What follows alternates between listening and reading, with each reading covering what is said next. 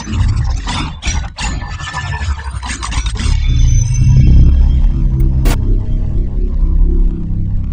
going on, guys? It's Jaren from WearTisters.com here with the first impression of the adidas ClimaChill Rocket Boost. What a name, huh?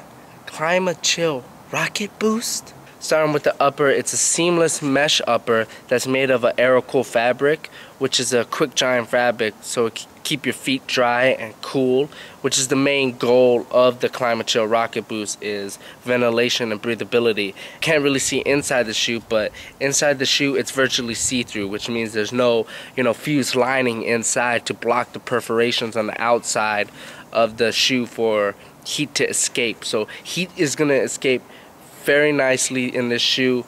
If ventilation is a big aspect into your purchase of your running shoe, this is the shoe for you. Heat's gonna escape from every direction, up, left, right, even on the bottom. We'll get to that later, but overall the upper is very comfortable. It's very soft. At first wear, it kind of feels like the Flyknit.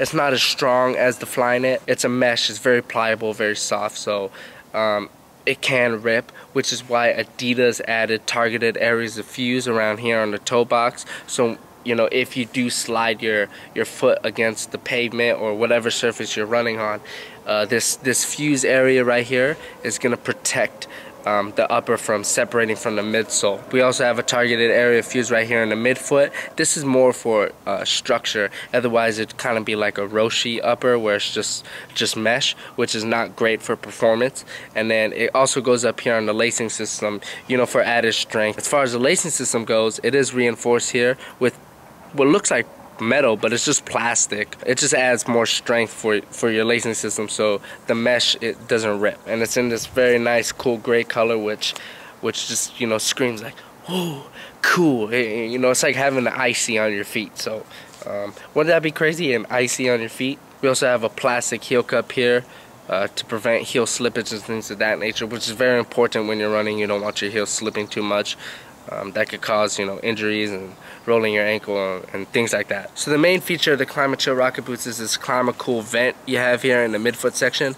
Other Adidas Boost running models like the Energy Boost 2 and 1 and the Supernova Glide 6 feature Adidas torsion system, which is an arch support system, but we don't have that in this model. We have a vent here, and if you can see the vent, it's pretty intense. So if you're a runner whose route has wet terrain, or you live in a wet environment such as Oregon or Seattle, this may not be the shoe for you, because water will go right through this. There's nothing stopping water from going right through this. If you step in a puddle, you're gonna feel it in your sock, and your sock's gonna get wet, and that is not a good thing. But if you live in Arizona where it doesn't rain, at least in Phoenix, this is the shoe for you, because it is hot in Phoenix and you want to keep your feet cool. The insole is also perforated, so there really is not anything stopping water from getting right through it. As you can see, there's nothing stopping your feet. There's some more mesh in there, which is also perforated. So a perforated insole, perforated footbed, and a vent means no bueno for water. So as far as the outsole, I believe in other running models with the Boost line, the tire maker Continental helped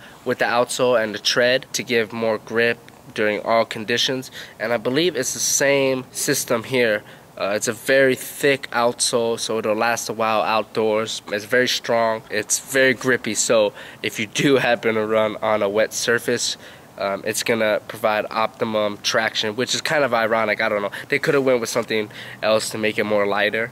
I don't think they had to do that, but this is the first impression, so we'll find out. I'm not 100% sure if Continental helped with this traction. They did with the Energy Boost 2 and the Supernova Glide 6. The cushion setup here is Boost foam. If you don't know what Boost foam is, instead of a traditional one-piece foam, the Boost foam features thousands of individual molded together pieces of foam which collect energy and release them at a consistent rate. So it's very bouncy. Upon first wears, I didn't feel the Boost foam as much as I did in the Energy Boost 2 or the Supernova Glide 6. That means I might have to break it in a little bit. Boost foam is amazing. Very comfortable, it's long lasting, and temperature will not affect it. So some runners in colder environments experience a little bit firmer ride because their foam hardens up. This won't happen with the Boost foam. So if you live somewhere that's cold, this might be an option for you. The forefoot area seems to have a higher volume foam than the Energy Boost 2 or Supernova Glide 6, which is one of the main reasons why I picked this up, because